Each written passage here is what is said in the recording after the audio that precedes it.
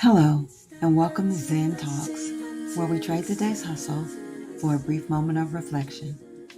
Join us as we explore meaningful thoughts, unwind, and connect in a peaceful environment. Tune in for a brief escape from the chaos of the world and discover a sense of calm and clarity with each episode. Let's step back, breathe, and find our inner peace together on Zen Talks.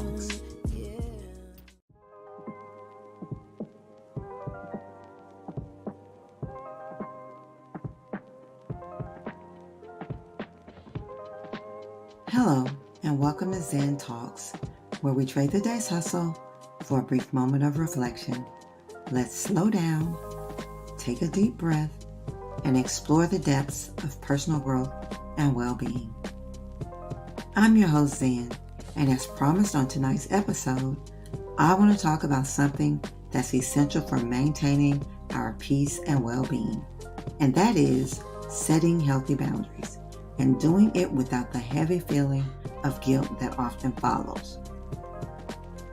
But first, let me tell you what's in my cup tonight. I'm sipping on a calming lavender chamomile tea. It's perfect for winding down after a busy day. The floral lavender balances beautifully with the soothing chamomile, and let me tell you, it's like sipping pure relaxation.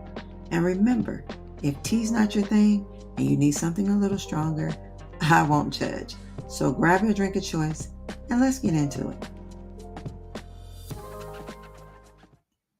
Setting boundaries is one of those things that's easy to talk about, but so much harder to put into practice. We've all been there, whether it's with family, friends, or work.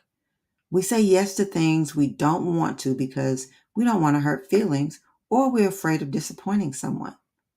Listen, boundaries are not about pushing people away. They're about protecting your mental and emotional well-being.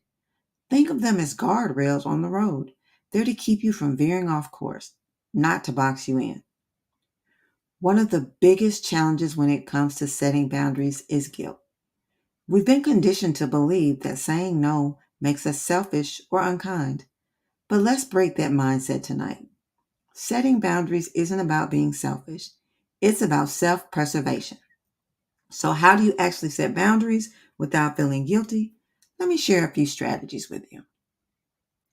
First, you need to get really clear on what your limits are. If you don't know where your boundaries lie, it's going to be hard to enforce them. Reflect on what drains you emotionally or physically and identify the patterns. Maybe you need more personal space, more time for yourself, or less involvement in certain activities. You need to protect your peace by any means necessary. Once you know your limits, the next step is communication. And here's the key. It has to be clear but kind. You can set boundaries without being confrontational.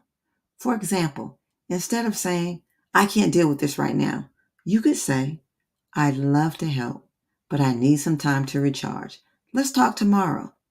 See? Clear, but still compassionate.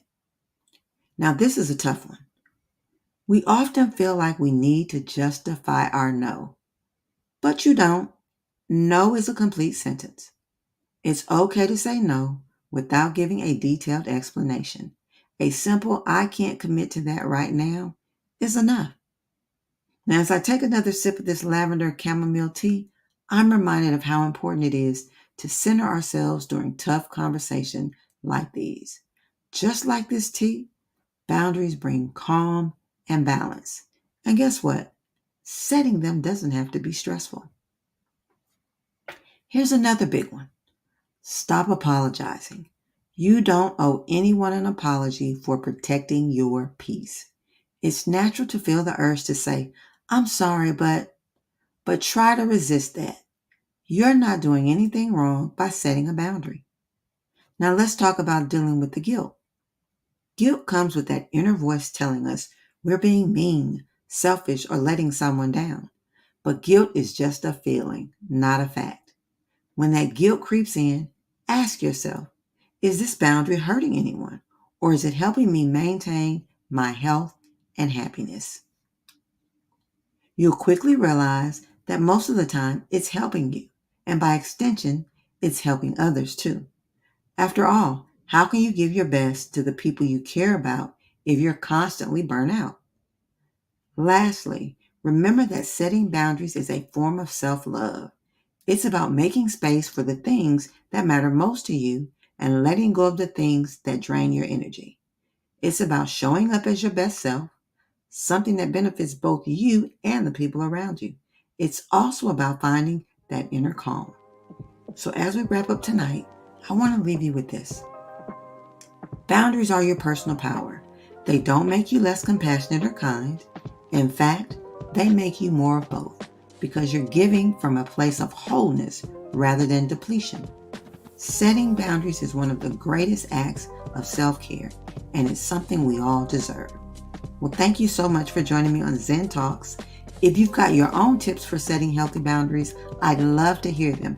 Drop me a message or leave a comment. And don't forget to subscribe and share this episode with someone who might need to hear it. After all, it's your support that helps us grow and reach more listeners. And if you want to know more about me, Zen, you can follow me on Facebook at Zenja Bloomfield and on Instagram at I am Zenja. And by the way, stop by sisterpamelapublishing.com and purchase my latest book, Becoming the Kaiyo Woman, among other great titles. Again, that's sisterpamelapublishing.com, sisterpamelapublishing.com. Until next time, keep sipping your favorite drink, stay grounded, stay peaceful, and stay zen.